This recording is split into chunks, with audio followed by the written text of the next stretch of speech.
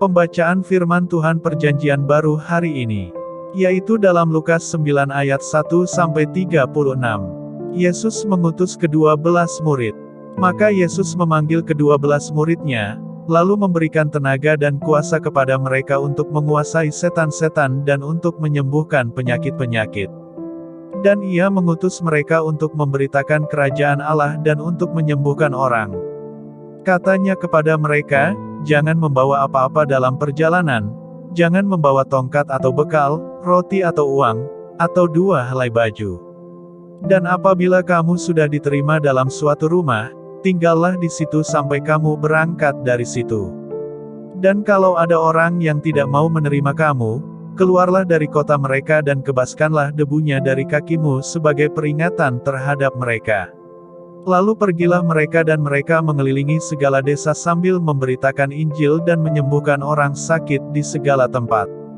Herodes dan Yesus. Herodes, raja wilayah, mendengar segala yang terjadi itu dan ia pun merasa cemas, sebab ada orang yang mengatakan bahwa Yohanes telah bangkit dari antara orang mati.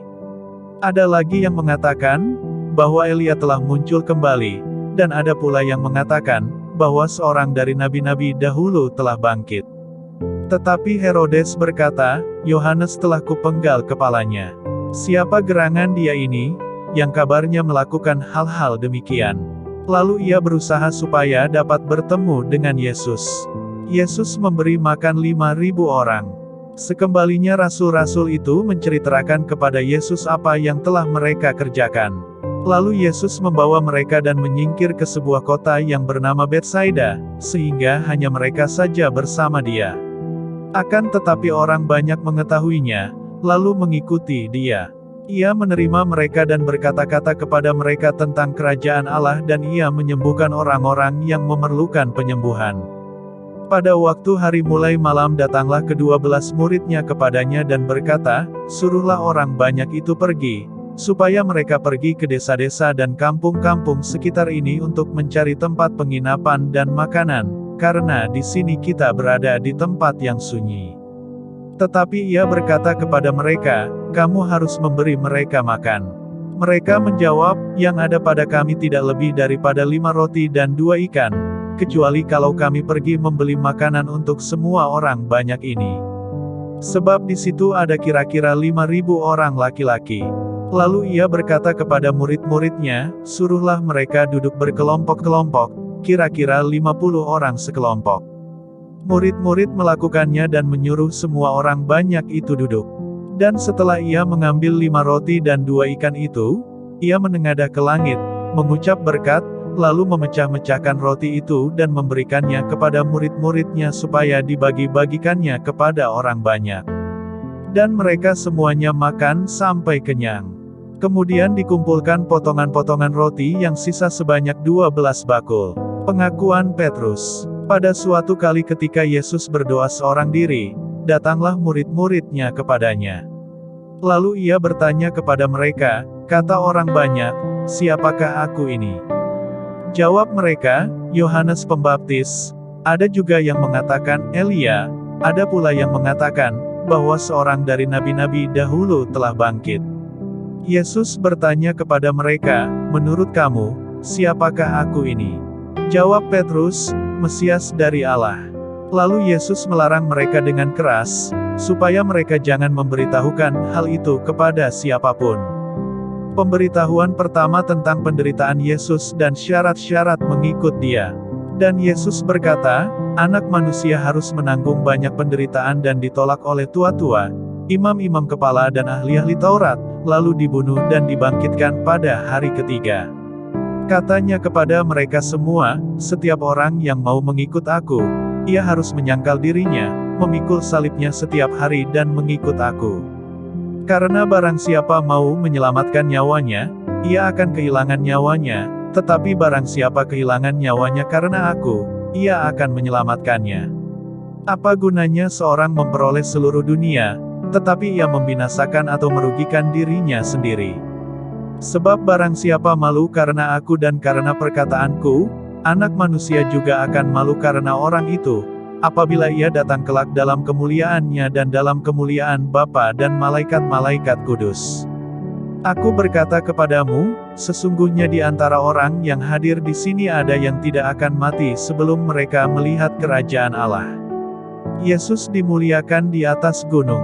Kira-kira 8 hari sesudah segala pengajaran itu, Yesus membawa Petrus, Yohanes dan Yakobus, lalu naik ke atas gunung untuk berdoa.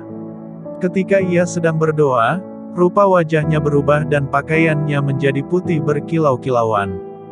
Dan tampaklah 2 orang berbicara dengan dia, yaitu Musa dan Elia. Keduanya menampakkan diri dalam kemuliaan dan berbicara tentang tujuan kepergiannya yang akan digenapinya di Yerusalem. Sementara itu Petrus dan teman-temannya telah tertidur dan ketika mereka terbangun mereka melihat Yesus dalam kemuliaannya, dan kedua orang yang berdiri di dekatnya itu. Dan ketika kedua orang itu hendak meninggalkan Yesus, Petrus berkata kepadanya, "Guru, betapa bahagianya kami berada di tempat ini. Baiklah kami dirikan sekarang 3 kemah, 1 untuk engkau, 1 untuk Musa dan 1 untuk Elia." Tetapi Petrus tidak tahu apa yang dikatakannya itu. Sementara ia berkata demikian, datanglah awan menaungi mereka. Dan ketika mereka masuk ke dalam awan itu, takutlah mereka. Maka terdengarlah suara dari dalam awan itu, yang berkata, "Inilah anakku yang kupilih, dengarkanlah dia." Ketika suara itu terdengar, nampaklah Yesus tinggal seorang diri. Dan murid-murid itu merahasiakannya, dan pada masa itu mereka tidak menceritakan kepada siapapun apa yang telah mereka lihat itu. Demikianlah pembacaan firman Tuhan Perjanjian Baru hari ini. Pembacaan firman Tuhan Perjanjian Lama hari ini, yaitu dalam Hakim-Hakim pasal 10 dan 11. Tola, sesudah Abimelek, bangkitlah Tola bin Pua bin Dodo, seorang Isahar, untuk menyelamatkan orang Israel. Ia diam di Samir, di pegunungan Efraim. Dan ia memerintah sebagai hakim atas orang Israel 23 tahun lamanya, kemudian matilah ia, lalu dikuburkan di Samir. Yair, sesudah dia, bangkitlah Yair, orang Gilead, yang memerintah sebagai hakim atas orang Israel 22 tahun lamanya. Ia mempunyai 30 anak laki-laki, yang mengendarai 30 ekor keledai jantan, dan mereka mempunyai 30 kota, yang sampai sekarang disebutkan orang Hawot Yair, di tanah Gilead. Lalu matilah Yair dan dikuburkan di Kamon. Israel ditindas oleh Bani Amon. Orang Israel itu melakukan pula apa yang jahat di mata Tuhan, mereka beribadah kepada para Baal dan para Asyitoret, kepada para allah orang Aram, para allah orang Sidon, para allah orang Moab, para allah Bani Amon dan para allah orang Filistin. Tetapi Tuhan ditinggalkan mereka dan kepada Dia mereka tidak beribadah. Lalu bangkitlah murka Tuhan terhadap orang Israel, dan Ia menyerahkan mereka ke dalam tangan orang Filistin dan Bani Amon. Dalam tahun itu juga orang Israel ditindas dan diinjak mereka, 18 tahun lamanya mereka memperlakukan demikian semua orang Israel yang di seberang sungai Yordan di tanah orang Amori yang di Gilead. Dan Bani Amon pun menyeberangi sungai Yordan untuk berperang melawan suku Yehuda, suku Benyamin dan keturunan Efraim, sehingga orang Israel sangat terdesak. Lalu berserulah orang Israel kepada Tuhan, katanya, "Kami telah berbuat dosa terhadap Engkau, sebab kami telah meninggalkan Allah kami lalu beribadah kepada para Baal." Tetapi firman Tuhan kepada orang Israel, "Bukankah aku yang telah menyelamatkan kamu dari tangan orang Mesir, orang Amori, Bani Amon, orang Filistin, orang Sidon, suku Amalek dan suku Maon yang menindas kamu, ketika kamu berseru kepadaku? Tetapi kamu telah meninggalkan aku dan beribadah kepada Allah lain, sebab itu aku tidak akan menyelamatkan kamu lagi. Pergi sajalah berseru kepada para Allah yang telah kamu pilih itu, biar merekalah yang menyelamatkan kamu, pada waktu kamu terdesak." Kata orang Israel kepada Tuhan, "Kami telah berbuat dosa. Lakukanlah kepada kami segala yang baik di mata-Mu. Hanya tolonglah kiranya kami sekarang ini." Dan mereka menjauhkan para allah asing dari tengah-tengah mereka, lalu mereka beribadah kepada Tuhan. Maka Tuhan tidak dapat lagi menahan hatinya melihat kesukaran mereka. Kemudian Bani Amon dikerahkan dan berkemah di Gilead, sedang orang Israel berkumpul dan berkemah di Mispa. Maka para pemimpin bangsa di Gilead berkata seorang kepada yang lain, "Siapakah orang yang berani memulai peperangan melawan Bani Amon itu? Dialah yang harus menjadi kepala atas seluruh penduduk Gilead." Hakim-Hakim 11 ayat 1-40.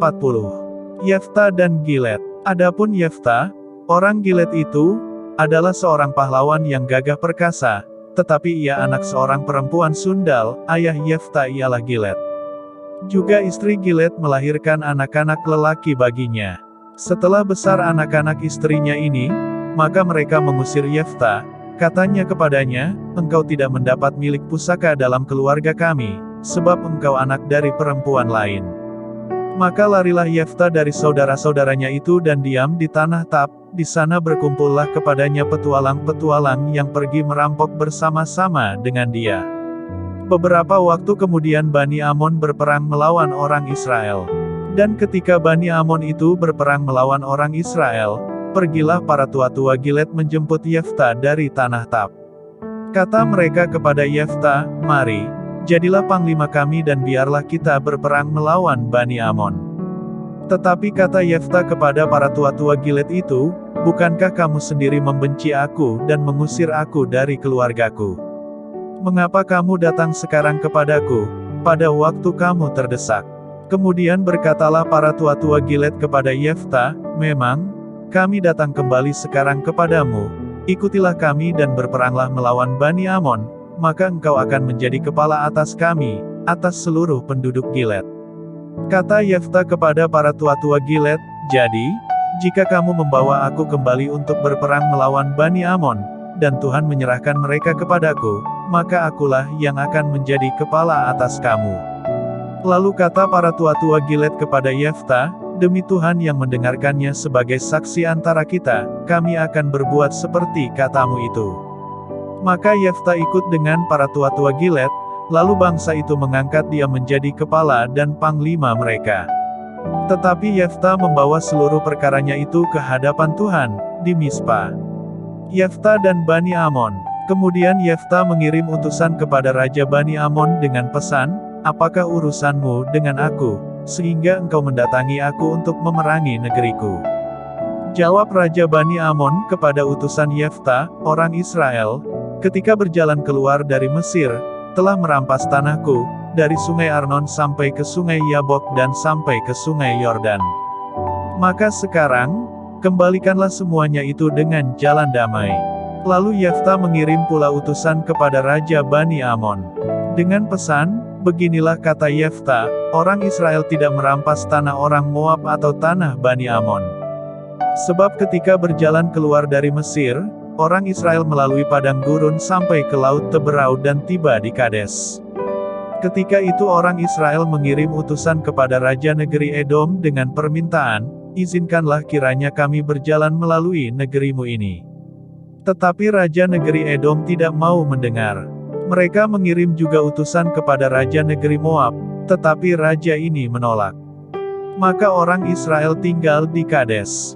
Kemudian mereka berjalan melalui padang gurun, menempuh jalan keliling tanah Edom dan tanah Moab, lalu sampai ke sebelah timur tanah Moab, maka berkemahlah mereka di seberang sungai Arnon, dengan tidak masuk daerah Moab, sebab sungai Arnon itulah batas daerah Moab. Lalu orang Israel mengirim utusan kepada Sihon, raja orang Amori, raja di Hesibon, dan orang Israel meminta kepadanya, 'Izinkanlah kiranya kami berjalan melalui negerimu ini sampai ke tempat yang kami tuju.' Tetapi Sihon tidak percaya kepada orang Israel yang hendak berjalan melalui daerahnya itu, maka dikumpulkannyalah seluruh rakyatnya. Ia berkemah di Yahas, lalu berperang melawan orang Israel. Tetapi Tuhan, Allah Israel, menyerahkan Sihon dengan seluruh rakyatnya ke dalam tangan orang Israel, dan mereka dikalahkan, sehingga orang Israel menduduki seluruh negeri kepunyaan orang Amori, penduduk negeri itu. Demikianlah dimiliki orang Israel seluruh daerah orang Amori itu, dari sungai Arnon sampai ke sungai Yabok dan dari padang gurun sampai ke sungai Yordan. Maka sekarang Tuhan, Allah Israel, telah merebut milik orang Amori, bagi Israel, umatnya. Apakah engkau hendak memiliki pula tanah mereka itu? Bukankah engkau akan memiliki apa yang diberi oleh Kamos, Allahmu? Demikianlah kami memiliki segala yang direbut bagi kami oleh Tuhan, Allah kami. Lagi pula, apakah engkau lebih baik dari Balak bin Zipor, Raja Moab? Pernahkah ia menuntut hak kepada orang Israel atau pernahkah ia berperang melawan mereka? Ketika orang Israel diam di Hesibon dengan segala anak kotanya, di Arur dengan segala anak kotanya, dan di segala kota sepanjang kedua tepi sungai Arnon selama 300 tahun, mengapa pada waktu itu engkau tidak melepaskan kota-kota itu? Jadi aku tidak bersalah terhadap engkau, tetapi engkau berbuat jahat terhadap aku dengan berperang melawan aku. Tuhan, Hakim itu, dialah yang menjadi hakim pada hari ini antara orang Israel dan Bani Amon. Tetapi Raja Bani Amon tidak mendengarkan perkataan yang disampaikan kepadanya oleh utusan-utusan Yefta. Nazar Yefta. Lalu roh Tuhan menghinggapi Yefta, ia berjalan melalui daerah Gilead dan daerah Manasye, kemudian melalui Mispa di Gilead, dan dari Mispa di Gilead ia berjalan terus ke daerah Bani Amon. Lalu bernazarlah Yefta kepada Tuhan, katanya, jika engkau sungguh-sungguh menyerahkan Bani Amon itu ke dalam tanganku, maka apa yang keluar dari pintu rumahku untuk menemui aku, pada waktu aku kembali dengan selamat dari Bani Amon, itu akan menjadi kepunyaan Tuhan, dan aku akan mempersembahkannya sebagai korban bakaran. Kemudian Yefta berjalan terus untuk berperang melawan Bani Amon, dan Tuhan menyerahkan mereka ke dalam tangannya. Ia menimbulkan kekalahan yang amat besar di antara mereka, mulai dari Arur sampai dekat Minit, 20 kota banyaknya, dan sampai ke Abel Keramim, sehingga Bani Amon itu ditundukkan di depan orang Israel. Ketika Yefta pulang ke Mispa ke rumahnya, tampaklah anaknya perempuan keluar menyongsong dia dengan memukul rebana serta menari-nari. Dialah anaknya yang tunggal, selain dari dia tidak ada anaknya laki-laki atau perempuan. Demi dilihatnya dia, dikoyakkannyalah bajunya, sambil berkata, "Ah, anakku, engkau membuat hatiku hancur luluh dan engkaulah yang mencelakakan aku telah membuka mulutku bernazar kepada Tuhan, dan tidak dapat aku mundur." Tetapi jawabnya kepadanya, "Bapa, jika engkau telah membuka mulutmu bernazar kepada Tuhan, maka perbuatlah kepadaku sesuai dengan nazar yang kau ucapkan itu, karena Tuhan telah mengadakan bagimu pembalasan terhadap musuhmu, yakni Bani Amon itu." Lagi katanya kepada ayahnya, "Hanya izinkanlah aku melakukan hal ini, berilah keluasan kepadaku 2 bulan lamanya, supaya aku pergi mengembara ke pegunungan dan menangisi kegadisanku bersama-sama dengan teman-temanku." Jawab Yefta, "Pergilah," dan ia membiarkan dia pergi 2 bulan lamanya. Maka pergilah gadis itu bersama-sama dengan teman-temannya menangisi kegadisannya di pegunungan. Setelah lewat kedua bulan itu, kembalilah ia kepada ayahnya, dan ayahnya melakukan kepadanya apa yang telah dinazarkannya itu, jadi gadis itu tidak pernah kenal laki-laki. Dan telah menjadi adat di Israel, bahwa dari tahun ke tahun anak-anak perempuan orang Israel selama 4 hari setahun meratapi anak perempuan Yefta, orang Gilead itu. Demikianlah pembacaan firman Tuhan hari ini. Tuhan Yesus memberkati.